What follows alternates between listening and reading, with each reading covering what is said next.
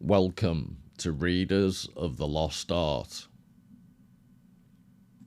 with your presenter, Dr. Paul Anthony Taylor, a recovering academic.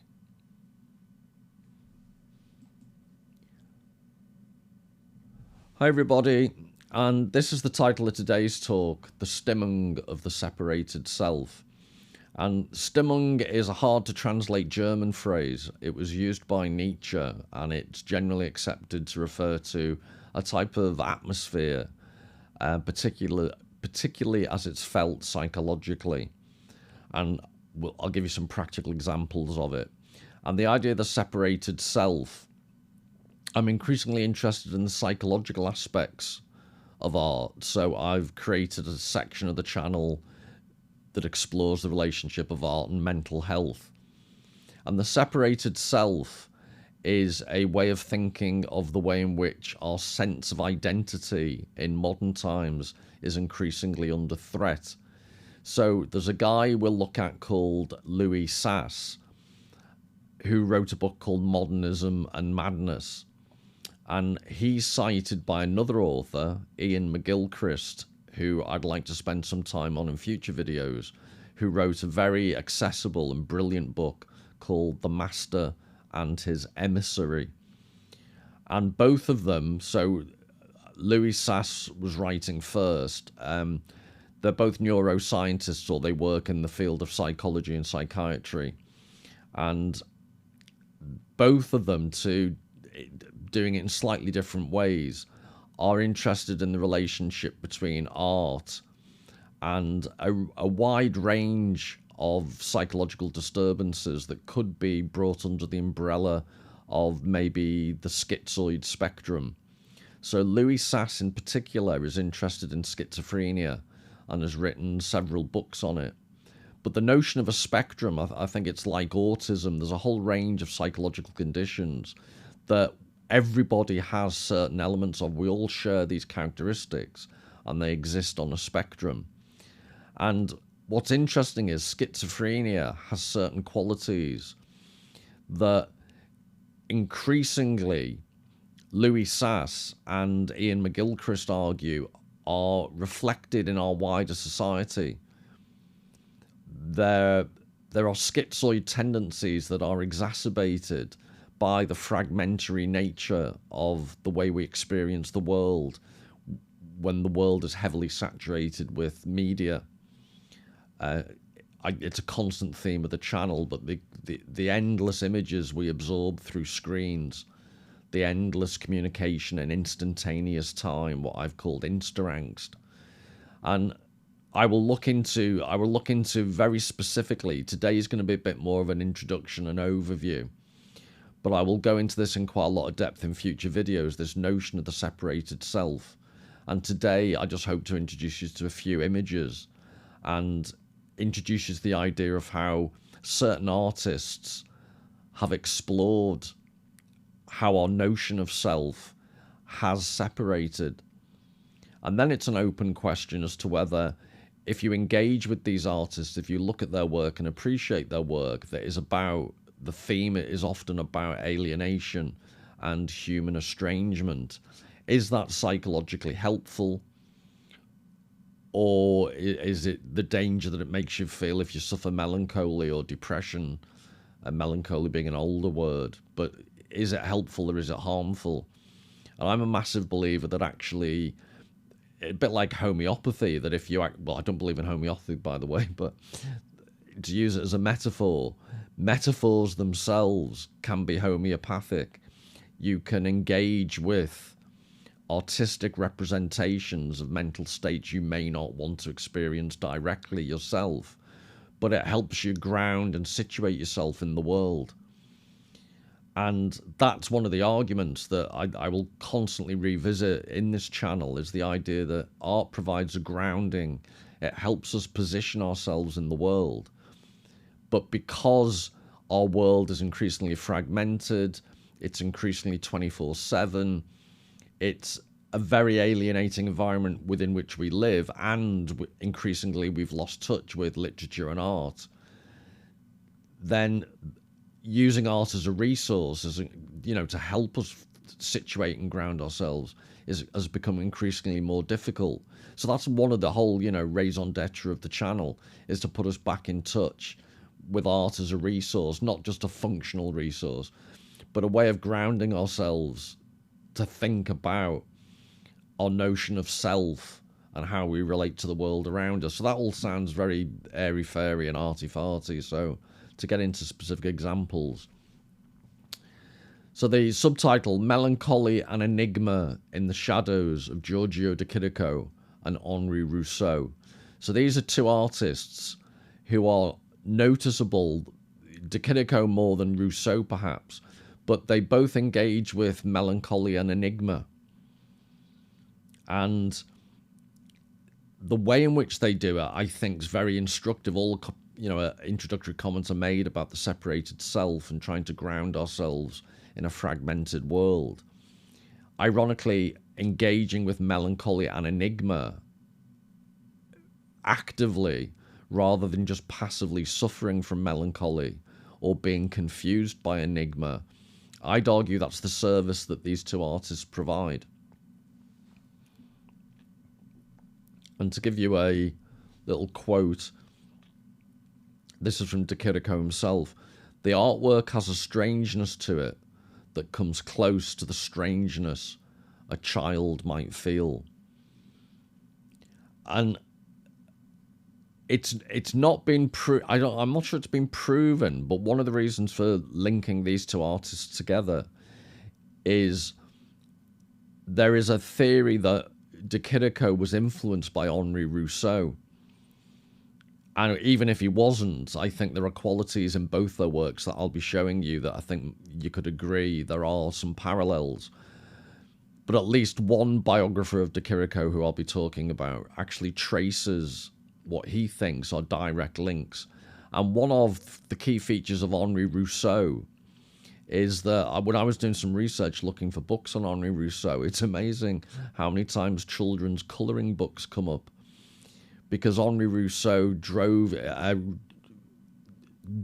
these the artistic movement, and I'm a bit dubious about trying to classify people into movements because there's often crossovers, but primitivism and naive art, it's been referred to, and you'll see examples in a second. But it really does fit this quote: "The artwork has a strangeness to it that comes close to the strangeness a child might feel." So when we think of this notion of the separated self, children arguably have a much more direct and richer experience of the immediacy of life. As you grow older, you almost innately become more cynical, more jaded. Your sense impressions are arguably just not as strong as they were when you were a kid. And these artists provide interpretations, or they relate to the world in a way that is very childlike. And it would be interesting in your views on the significance of that. I think it's quite interesting because a childlike perception of the world tends to be more open, more receptive to your senses, and you tend to filter out less things. As you get older, you get used to noticing what you want to notice, and the experience of your senses arguably isn't as rich. So then the concept of enigma, again, this is de Chirico. There are more enigmas in the shadow of a man who walks in the sun, and this should say than in all of the religions of the past, present, and future. I'm a very naughty boy, that was a typo. Now, I'd argue that this is a bit of an overstatement, a bit of an exaggeration, but it is interesting. He was obsessed by enigma, de Chirico, and I'll show you examples, but also the idea of walking in the sun, the shadow of a man who walks in the sun. One aspect of de Chirico's paintings are the brightness of the sun, and there's almost an oppressive quality to the light. And maybe it's my subjective response to de Chirico. I'm going to be interested into what people in the comment section, what their response, because he's not, I don't want to beg the question, but I don't think he's particularly well known as an artist. Or he's relatively, he's nowhere near as well known as any of the Impressionists or someone like Vermeer. So if you haven't encountered his work before, I would be interested what you make of his use of light. Because I think in another video I quoted, it was Manet, I think it was, who commented when he was painting out plan d'air, as the French would call it, plan d'air, the idea that sometimes it was Manet or Monet, I can never remember which one, but he was painting outdoors and he found the light in summer too oppressive. It was too bright. And he made the comment that the colours seemed cold, which sounds completely counterintuitive. But what he meant was, in spring and autumn, the colours are warmer. The light is more diffused. It's not as harsh. And I personally have always found extremely hot countries full of really, really bright sunlight. I find it too much. It's too oppressive to me. And I'm actually much happier in autumn, winter, and spring. And if that doesn't convince you, if you're a sun worshipper, then it would be interesting what you make of De Chirico's paintings, because he definitely uses light and the corollary of light, the notion of shadow. So I aim in future talks to look at, there's an American philosopher, John Sallis, who wrote a whole book about, it might sound a bit niche, but he wrote a whole book about shade and shadows.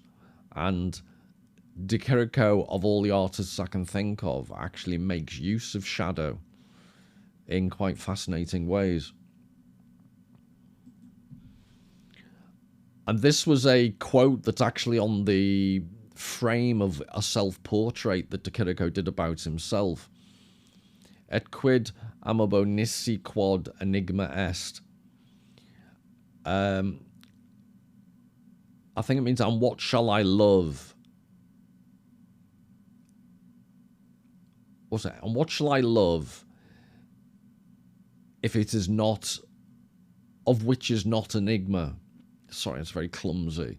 But he's basically saying, what can he love that isn't enigmatic? So what shall I love of which is not enigma? And this, like I say, was on the frame of one of his paintings. So he really was, enigma was a major, he saw that as the main rationale of art, not to be clear and transparent, but to actually pursue enigma. So before I look at De Chirico and Rousseau, I just wanted to think about or show you a representation of how traditionally artists approached mental illness and in its most extreme form, madness. So this is a famous, not this particular painting, but obviously Goya is a very famous Spanish artist. And in 1794, he did this painting, The Yard of a Madhouse.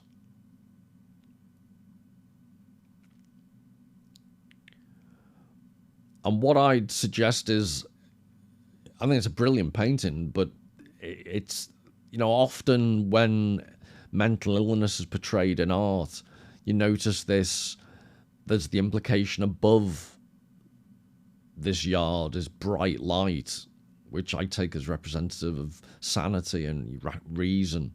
And below, you've got this really odd scene where the inmates are wrestling each other. There's someone with a very odd hat on, and it seems, the old notion of bedlam. And the lighting is dark. It's murky. The shadows on the ground emphasize it. The light in the background of the doorway is diffused and dark as well, implying when you go into the actual building, it's going to be murky and dark. So I wanted you to see this, and in the next one as well, a more famous picture. El sueño de la razón produce monstruos. The idea, the sleep of reason produces monsters. Another one by Hoyer.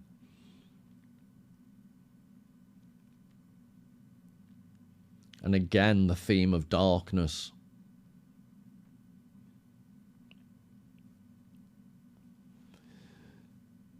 So what I want to do is contrast that with de Chirico's use of light.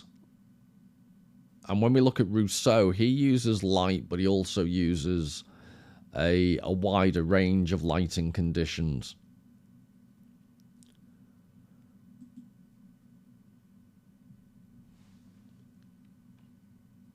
So this is the last quote before let's get into some actual visual examples of de Chirico's work. But he says here, above all, a great sensitivity is needed. One must picture everything in the world as an enigma, not only the great questions one has always asked oneself, but rather to understand the enigma of things generally considered insignificant. And I love this quote, to live in the world as if in an immense museum of strangeness. So the emphasis that I've added is mine, it's not in the original. To live in the world as if in an immense museum of strangeness. And then to give you an example from de Chirico's own work. And this embodies quite a few aspects. So you can see the sharp division on the left-hand side between the light and the dark. And I think his father worked in the railway. He was a railway engineer, but he also uses a steam train in the background. And it doesn't really make sense because it's coming towards us.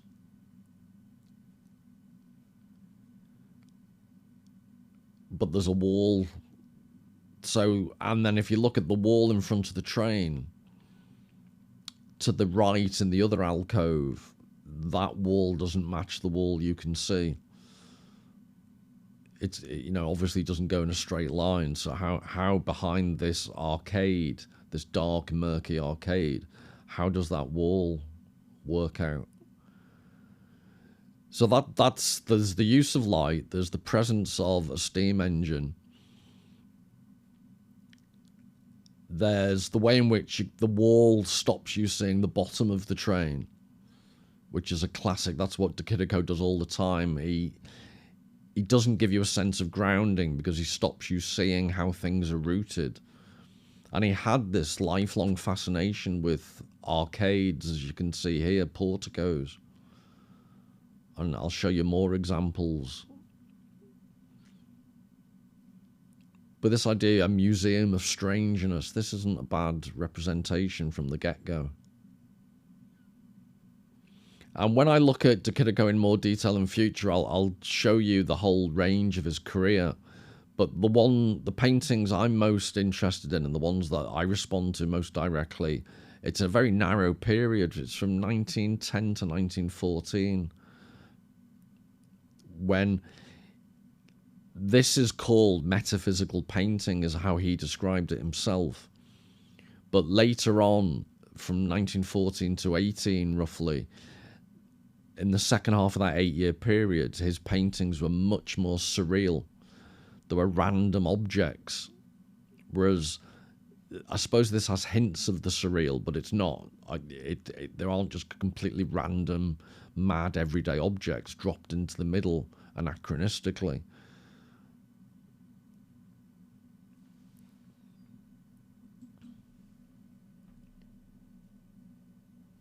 And I said at the beginning I was going to look at the links between art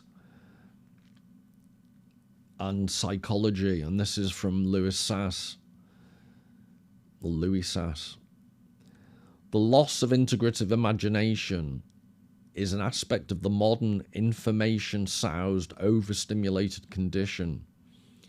The living flow of time, of seamless experience, is lost and cut off from vitality, intuition, emotion, and the body.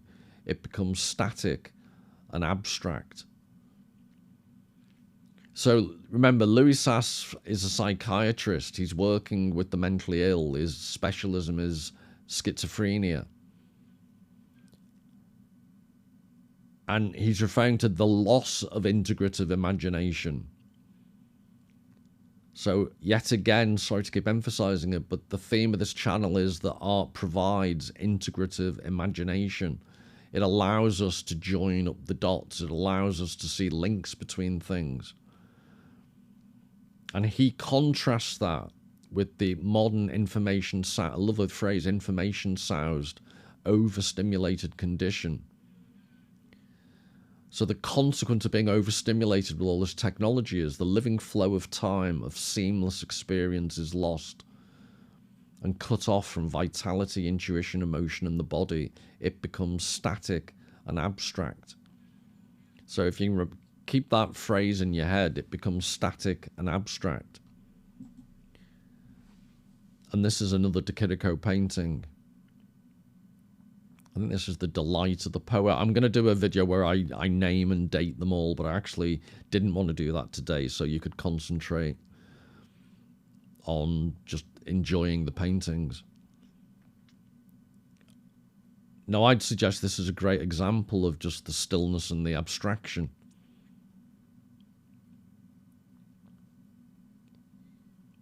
And again, the contrast between the brightness and the shadow. Again, there's a train in the background representing the passage of time.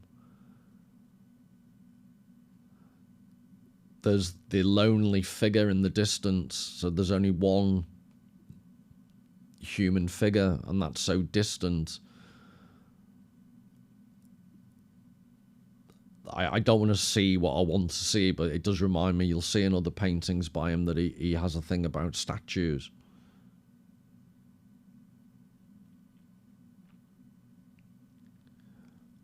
And that figure is statuesque.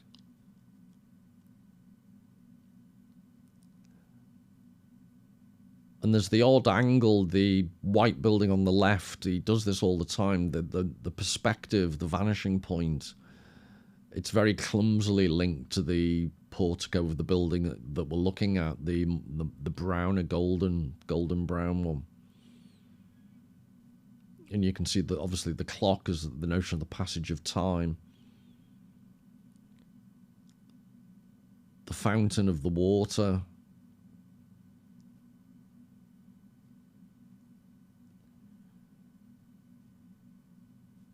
So that, although it could reflect light, that's actually providing another almost imitation of the shadow alongside it. And there's the solidity of the buildings, and what the fountain offers is some type of more ephemeral contrast with the solidity of the buildings. And I suggest that's also buttressed by the smoke, the evanescence of the smoke from the chimney of the train.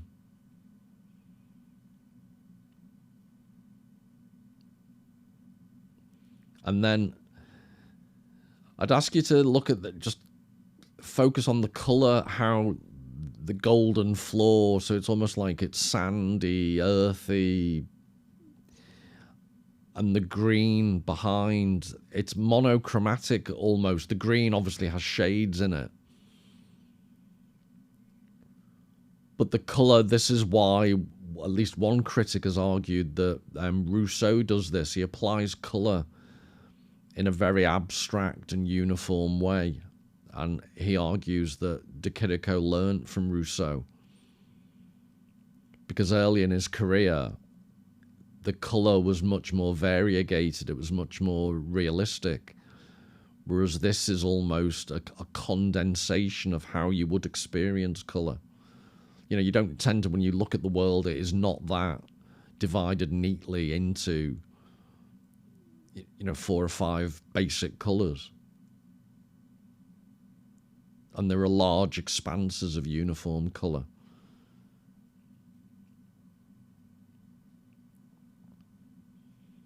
And I just don't know why it is that it's the shadows, the use of shadow.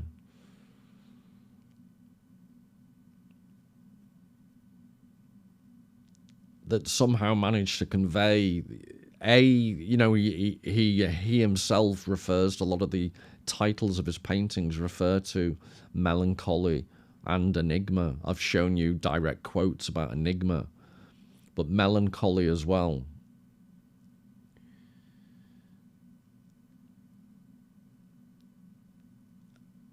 And I'm struggling to think of an artist who conveys melancholy in the middle of a bright day like Chirico does.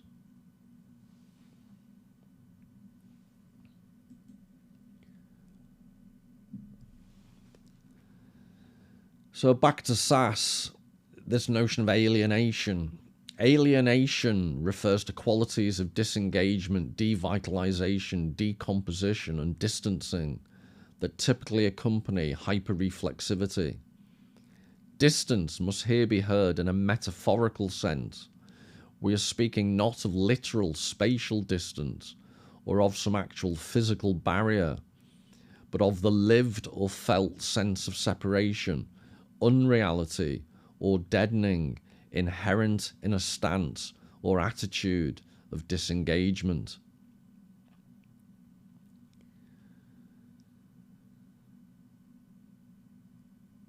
So what Sass is doing as someone researching mental health, rather than some, abstract philosophical notion of feeling alienated, he describes the way in which specifically schizophrenic people, so people who are rather at the extreme of the mental spectrum in terms of psychosis, he's describing these are the type of ways they feel. And he develops the point in a lot more depth in his book, but this, I think, is quite a crucial notion, this idea of hyper-reflexivity. So what he's suggesting is people with schizophrenia are not closed off from the world. They're not catatonic. If anything, they're experiencing the world too intensely. And if you think, I'm not making a direct comparison, but if you think of the previous video I've done on Van Gogh, and I quoted Sartre, the idea that the overwhelming nature of experiencing the world that obviously affected Van Gogh quite deeply.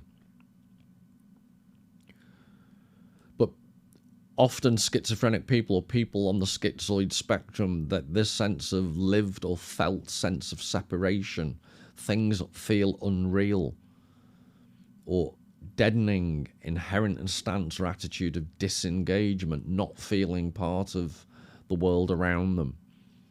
And in the previous painting by Chirico, I think he conveys that. The world almost seems like a stage set. It almost seems like a theatre background rather than actual felt reality. This abstract stillness that he conveys. And just to give you some insight,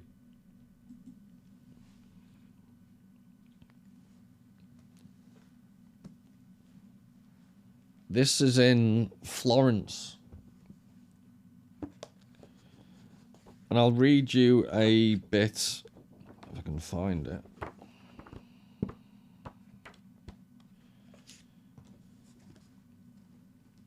This is Chirico himself from his own journals. Apparently he wasn't feeling well.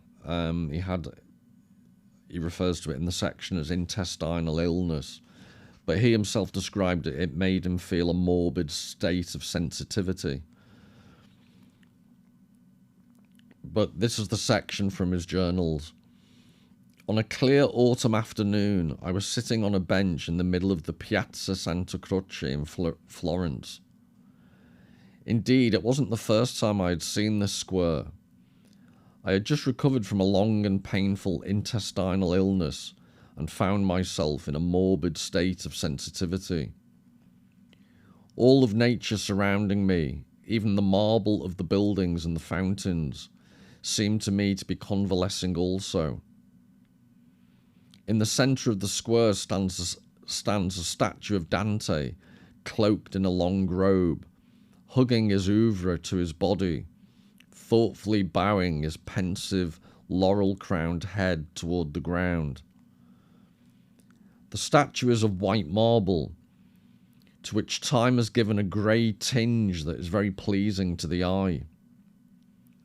The autumn sun, lukewarm and without love, lit the statue as well as the facade of the temple. I then had the strange impression that I was seeing everything for the first time, and the composition of my painting came to me. And every time I look at it, I relive this moment once again. Still, the moment is for me an enigma, because it is inexplicable. And I also like to call the resulting work an enigma. So that's the square in Florence. And if I can, I don't know whether this will work, but if I can try and find you. Do you see that's the statue of Dante that he refers to on the left?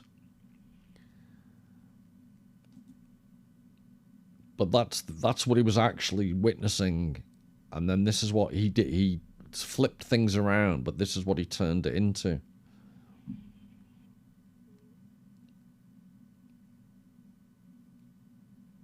So this is one of his first paintings that he did in this, what he called his metaphysical style.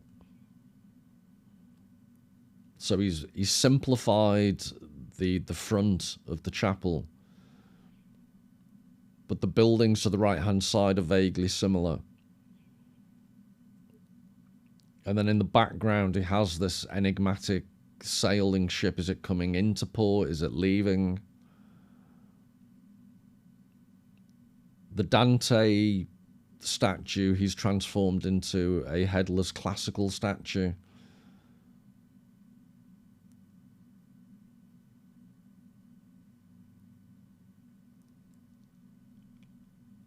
And to the right, you can see the two figures that are quite statuesque as well, although they're actual people.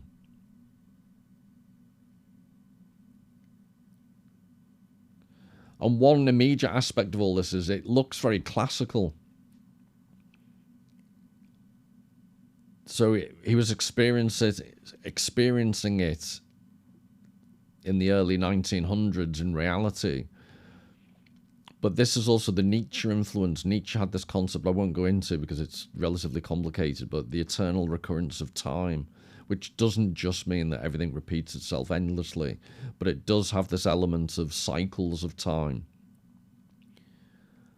And an aspect of Chirico's work is you see references to the past and myth, whether it's in the form of statues or figures that I'll show you in a second.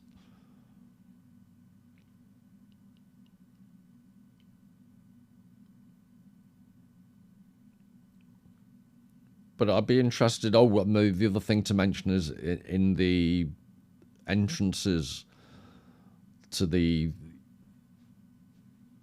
change chapel that Chirico has transformed in this painting, the curtains, so if you remember what they look like, again, quite enigmatic what lies behind them. There's the enigma, you know what I said earlier about he doesn't like you to see the grounding of things. So behind that wall, is this a sea wall? You know, the ship looks relatively close. Is the sea not far behind that wall? We don't know for sure. You know, what's the building to the right? You're just seeing one tiny little aspect of the classical building on the right, the dark, shadowy building.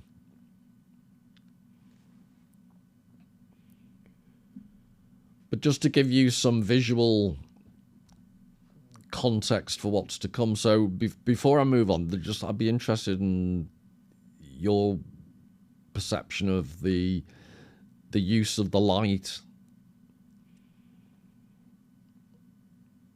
again, it's simultaneously very bright, washed out also, and then shadows, always with the shadows.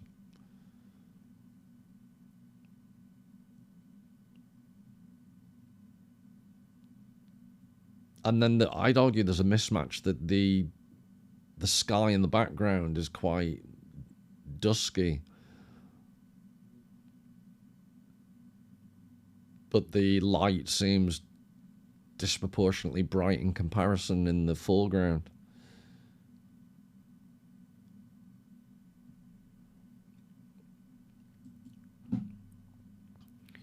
But this is a relatively little known, this is just a charcoal on paper, Al Rosario to the Rosary. So it's a chapel and it's nuns walking towards it, and this is Camillo Innocenti. Sorry, Innocenti.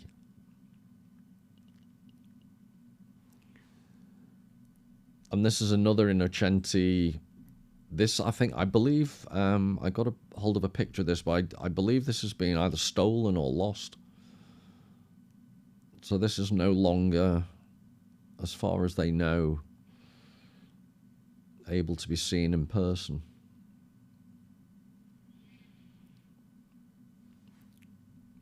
But if I can just show you, remember that image, and then those image,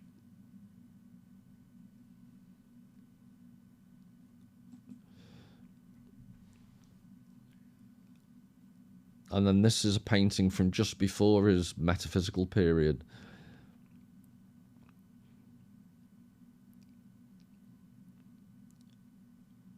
But I think it's interesting the way in which he's taken those cloaked figures, and I'd argue turned them into something, this notion of enigma that he was after, simultaneously enigmatic and melancholic.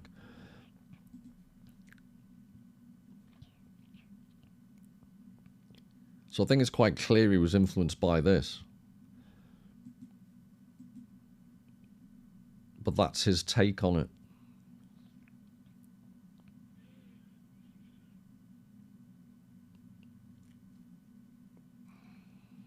And obviously the humanity of the figures is much... It's I don't know, it's just hard to explain how he gets the going up in pairs of people. They're obviously people, but so little is shown of them.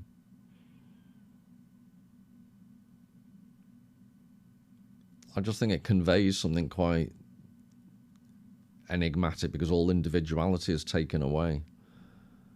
And the act of going up to the monastery,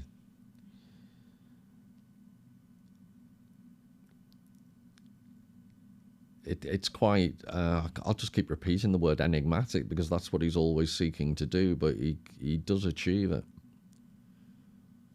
So it's obviously a type of religious life that the vast majority of people are not familiar with or not directly experienced.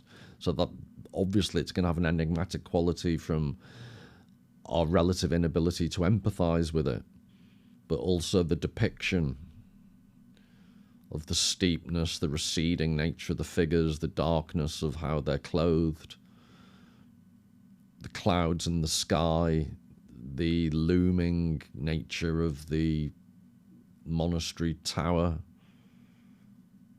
and then little tiny figures also moving towards from what looks like a different path, or maybe they're coming around the other side of the chapel. And the economy with which he does the mountainside.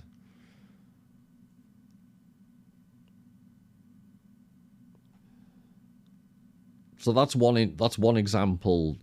I've shown you what influenced him and how he could use that. Quite random, not, it's just things he will have seen. But this is the next painting is a much more direct influence. So this is Arnold Böcklin, Ulysses and Calypso. And one of the reasons for spending that time showing you these hooded figures, is that this is also another influence, so that the two have almost merged together, which I'll show you in a second, but it's all evidence of this, how he developed this notion of the enigmatic figure.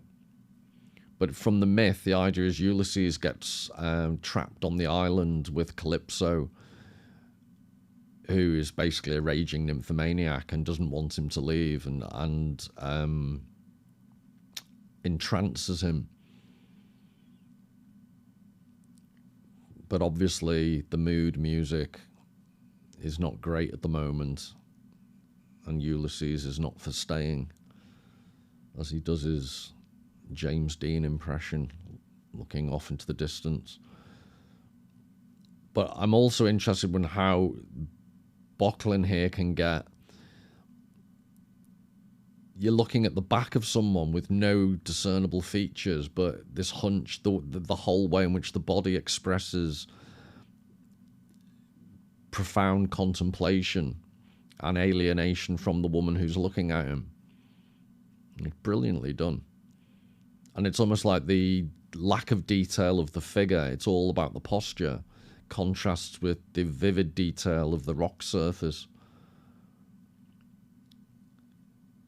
There's much more detail provided about Calypso, and even the sky in the background. The clouds are quite detailed, which all acts to emphasize the intensity, the limited intensity. It's almost like this paradox. The effect of the figure being pensive is exaggerated by the lack of detail, not diminished. But just to show you how Böcklin's... It's wheels within wheels, but to show you how... sorry, you had this from Böcklin, but then you also then later... Savinio, I would argue that is quite similar.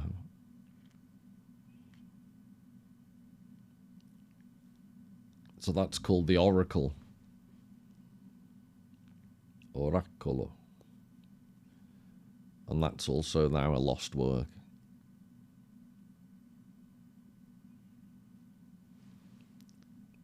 So I'm pretty sure De Chirico had definitely seen this, because he thought Böcklin was, at the time, it was his favourite artist. He thought he was the most important artist ever. Or not ever, but of his time. He thought he was a massive, massive fan of Böcklin. So he was definitely influenced by this. And then I'm pretty sure, as you'll soon see, he had to have seen this. Because I'd argue both the two previous pieces come together in this work.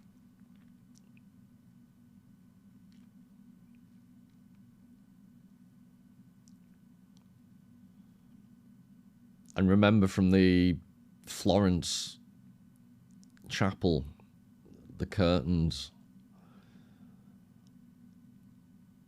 they reappear here. And one feature of this that's classic De Chirico is the unusual mix of space. So you've got, as far as the eye can see to the left-hand side, you've got the shrouded figure who looks very much like Ulysses.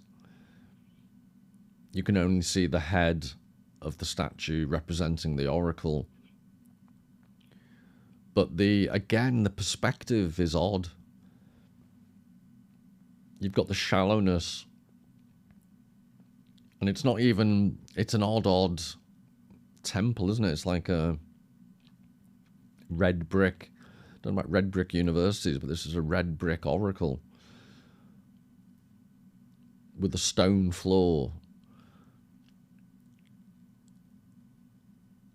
And there's a recess where the statue behind the curtain is, but then there's no ceiling. And then if you look at where the curtain on the far left is billowing in the wind, the curtain rod across doesn't seem to be in perspectival line with the wall and the wall to which it must be linked. It just seems to be at an odd angle compared to the arch immediately above it. And likewise, the roofing section above the head of the statue, the white statue on the right, it's just odd perspective.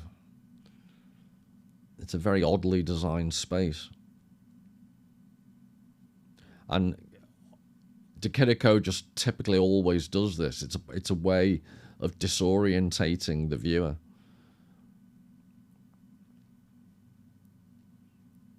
And then the next two images, they're not particularly relevant, but I went down a rabbit hole. I previously showed you Innocenti, showing you women in dark covering.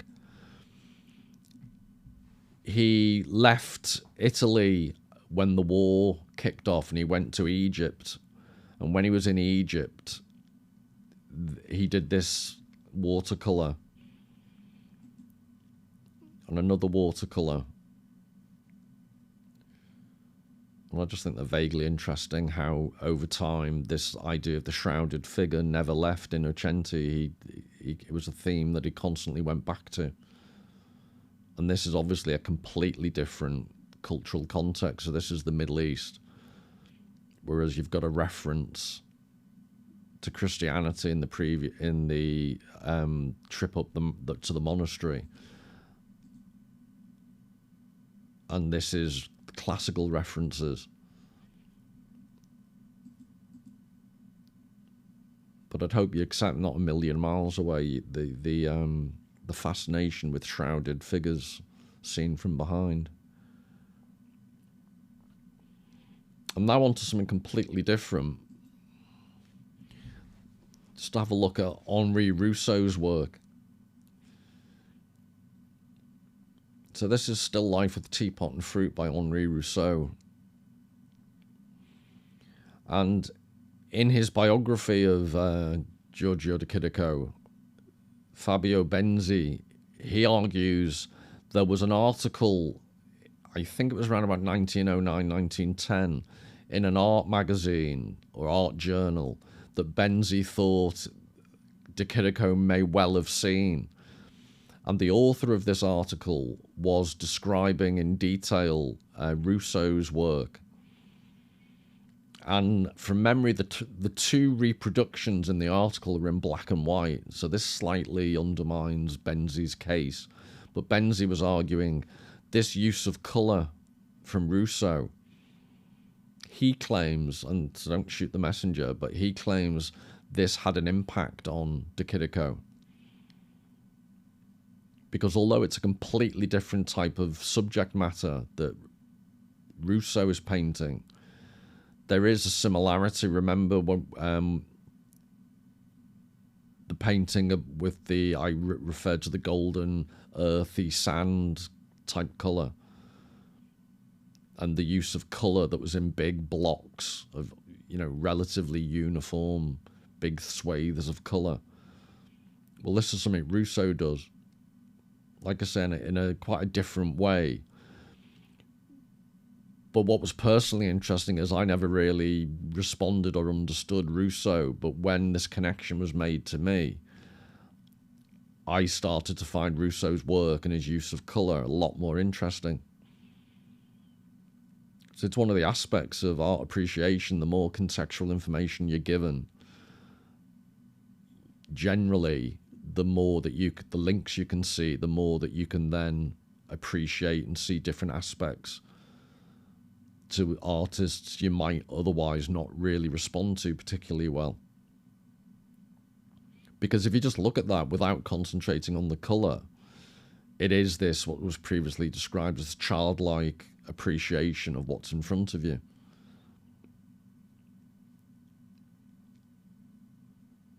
But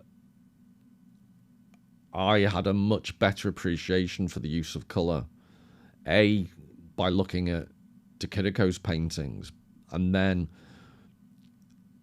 being told of the potential influence of this on De Chirico, this made me look at Rousseau's use of colour. And it made me think much, much more about how colour, when it's used in this uniform fashion, paradoxically takes on more subtlety. Or, that might be a clumsy way of expressing it, it has more impact, even though it's less subtle. I don't think that was any better, the way I'm trying to describe it, but it's the limited range of colour, but it's the intensity and the sheer amount of the one colour just achieves something that I think it relates to this notion of melancholy and enigma. It creates a flat effect and an intense effect just through the use of colour alone, because it's, you know, not particularly gifted visual representation on its own. The use of colour is doing an awful lot of the heavy lifting.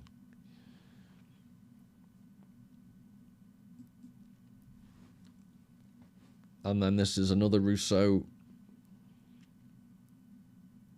What I found vaguely interesting about this is when I lazily first looked at it, I almost assumed it was a winter, like a deep winter painting. There's something about the coldness. But if you actually look on the tree, there are leaves. So it's either spring or autumn. It can't really be the middle of winter.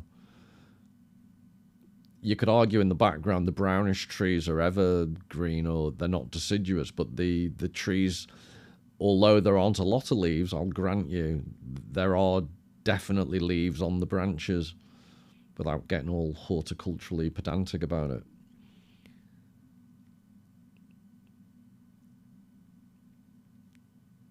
So it's, I don't know, I just find this quite cold.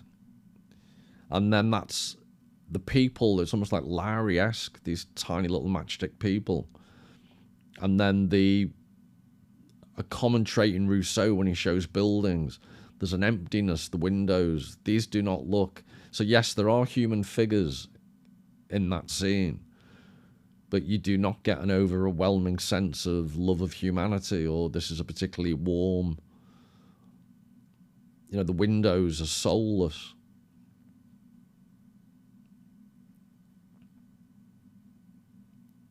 And I'll be careful to make any links with Edward Hopper because I've referred to him quite a bit in the past. But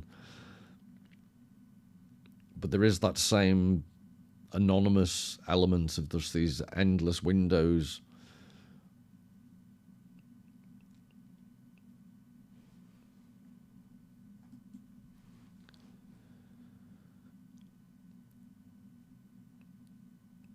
And then this,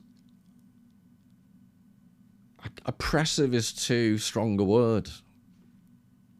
But again, not as much as De Chirico, possibly, but there's a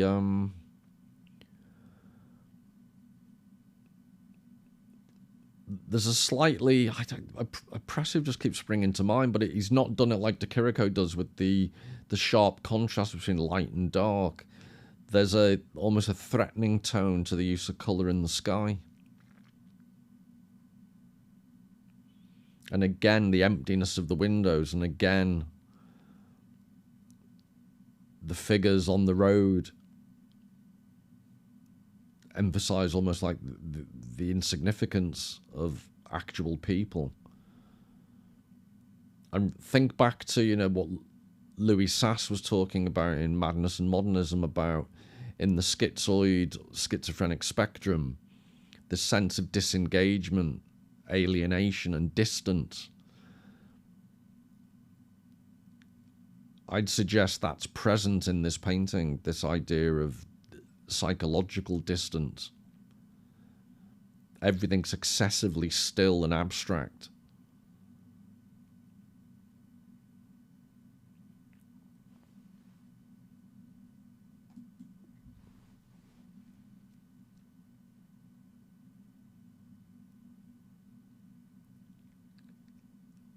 And I like this one because it's the, again, this is more obviously the sky at least is oppressive.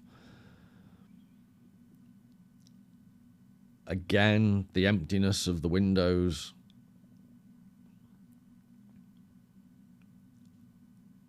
And then, I'm not sure it's subtle is the word, but the electrical, the telephone or the electrical wires.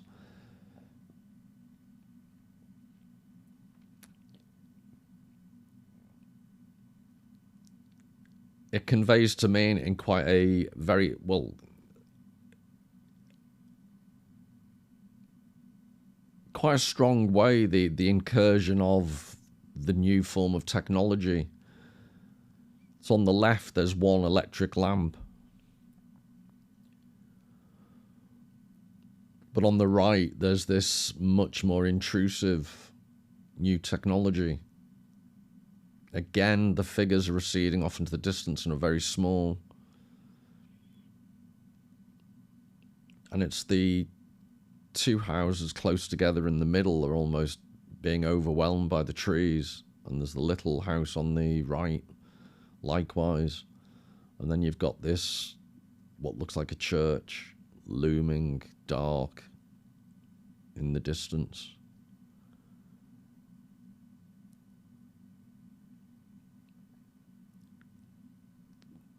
So it just seems in a different way to how Chirico does it. There is this stillness, there is this abstraction, this estrangement contained in a painting in which people are there.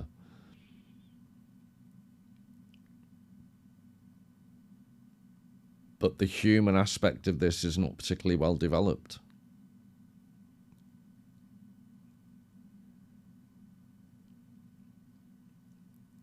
And why I think Rousseau's slightly disturbing is all superficially appears, this not so much as others that I'll show you in a second, but this is quite, I can see why it's called primitivism. It's quite childlike. This is not, at a certain level, sophisticated draftsmanship. But that has quite a disorientating effect. The superficial simplicity of what he's doing, but actually the enigmatic, slightly oppressive quality that it achieves.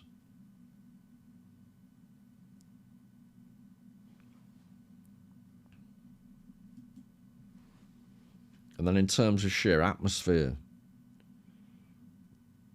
I'm now trying to get the Russ Abbott song out my head, for those of you familiar with it.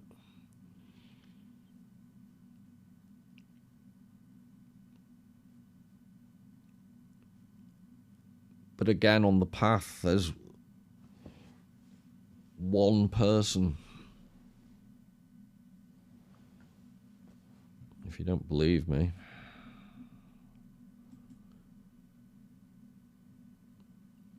but you'd be forgiven for missing that person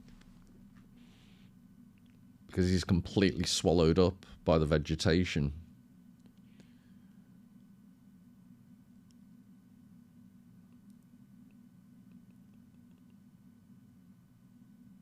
But the use of light, personally, I just think that's stunning. Yet it's all achieved with complete flatness of effect.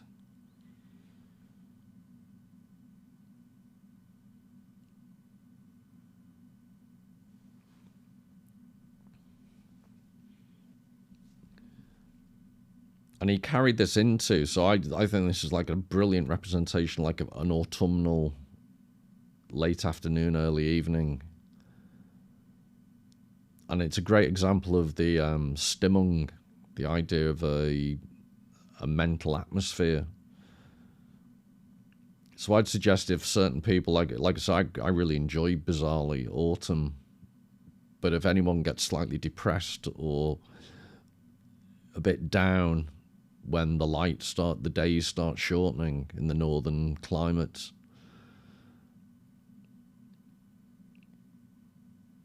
this perhaps would be a representation of that slightly depressed feeling. You know, the half light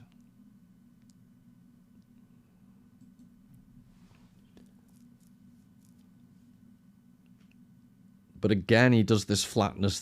He did a series of jungle scenes.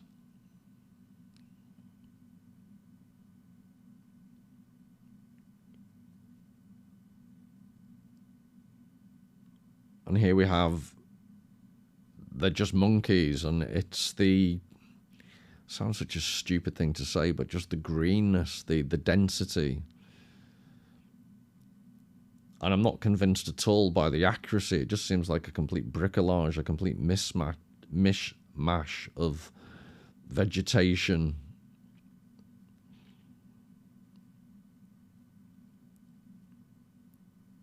And there is depth, but the overwhelming impression is the shallowness, the flatness.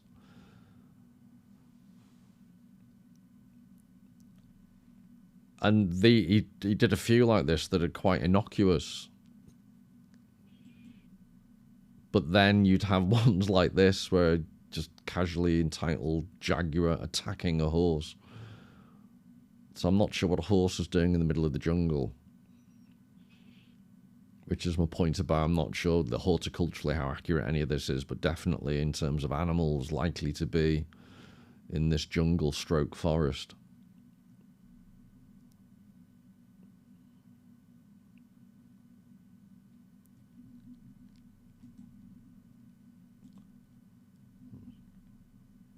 Just the quizzical look of the horse about to be eaten.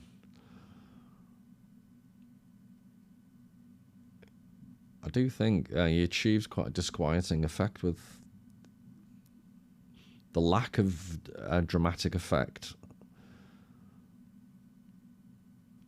which again I just think is a way of portraying what Louis Sass is talking about when he talks about the sense of estrangement, the flatness of effect. But this is what art can actually, so what Sass would argue is this, in artistic terms, allows people to engage with the sorts of mental stimmings, the mental atmosphere, the mental sense of experiencing the world, and allows you to reflect upon the experience rather than what he describes as the sensory overload, the information-soused existence, where you don't get time to think about estrangement, flatness of effect, monochromatic use of colour, all the things that Henri Rousseau and de Chirico are doing. You don't get that. The integrative imagination is what artwork like this is encouraging, and what Sass is saying is taken away in an information-soused society.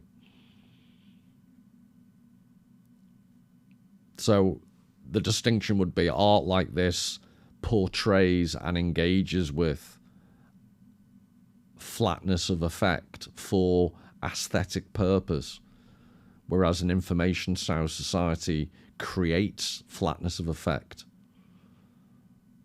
as its modus operandus.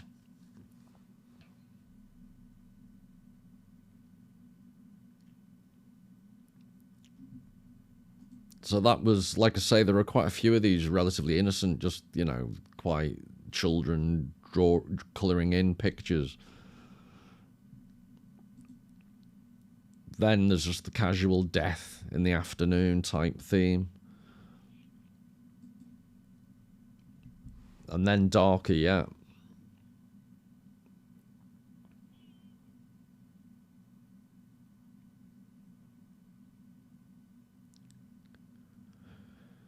And in a future video, I was thinking about linking Rousseau's artwork to Joseph Conrad's Heart of Darkness. It's at the very centre of the Belgian Congo. And Conrad's depiction of the horror deep within the jungle. And you do get that sense from Rousseau.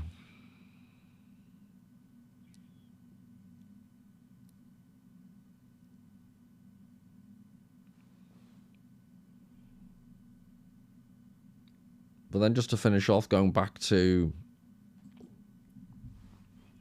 de Chirico.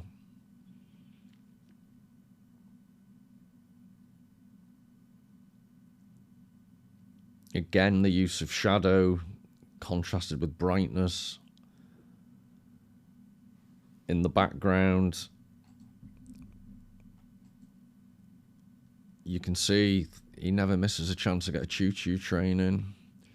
He did these odd towers, which I'll show those in future. I think it was the Gazi region of Athens where he lived, and you had ancient monuments and factories and modern towers, brick towers and stone towers. And he was fascinated by the juxtaposition, the contrast between the two. So there you've got a sailing boat on the right-hand side, choo-choo train on the left. And then you've got this very odd tower, which is slightly surreal because how would you get into it? There's a door, but you'd have to climb all the way up. And remember, the wall stops you from seeing how it's grounded on the other side. And then the statue lying down, there's the presence in a lot of his paintings, Ariadne, who helped Theseus slay the Minotaur, who was her half-brother. But her statue appears, so there's a Greek mythological reference in the middle of a modern-day representation of a train mixed with this weird classical arcade on the right of indeterminate purpose, and you can't see inside because it's all dark.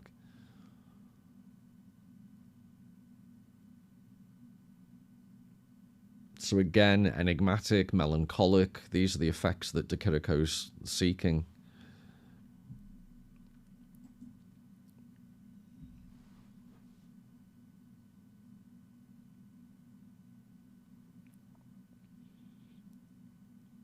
And in the foreground, the statuesque picture, the black, you should recognize that from the earlier. The enigma of the oracle.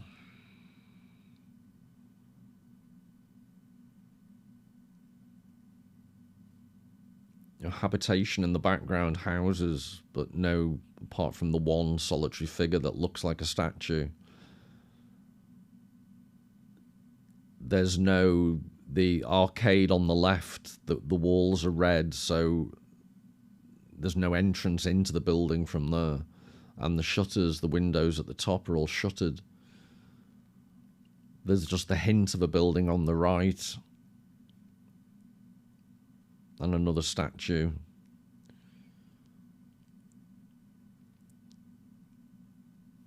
And the block type use of colour again. The earthy brown of the ground. And the smudged golden colour of the sky.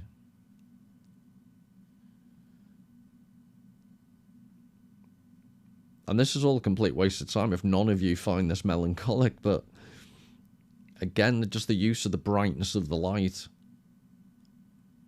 combined with the oddness of the classical architecture, the shadows, the lack of apparent meaning, the pensiveness of the person in the foreground, that if you're familiar with his other paintings would remind you of the enigma of the oracle.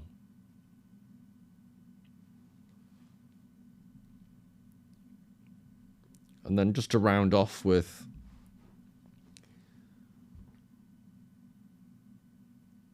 this is the painting that Richard Grannon kindly gave a poetry reading to, The Mystery and Melancholy of a Street.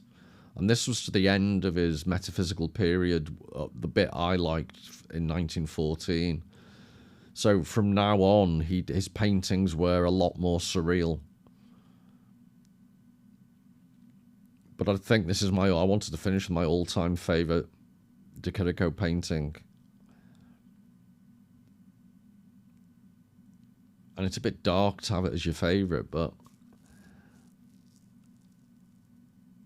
So I chose Richard read The Second Coming for me by W.B. Yeats, and the effect he manages to achieve with just the shadow at the top and the girl with the hoop, And this is additionally poignant when you know that he lost his sister. I think he had a young sister who died as a child.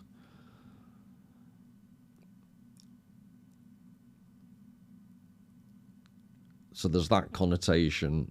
You can see the vanishing point. So the left-hand side is an incredibly elongated white building going off into the distance. The dark building on the right, its vanishing point is different. It goes off at a different angle. So that disorientates you. The shadow from the wagon on the right goes off at an odd angle.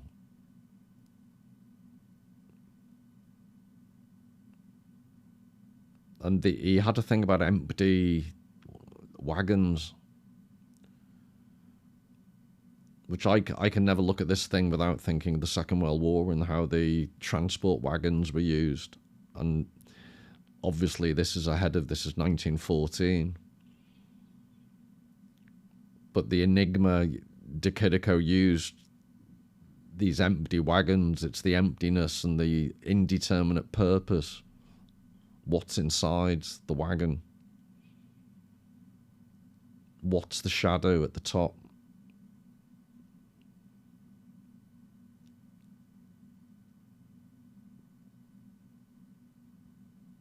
The light is so bright, the sunlight is so bright that the girl isn't a shadow, but may as well be, because you can't make out any distinguishing features at all, which puts her on a level with the shadow at the top that is a shadow.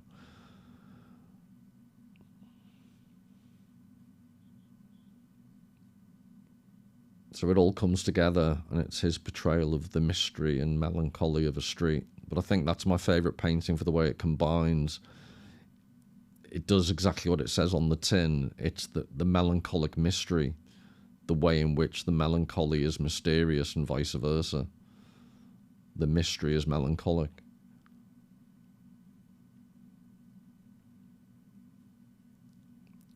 Well, I'm not sure enjoyed is the right word, but I was going to say I hope you enjoyed that. Until the next time, all the very best.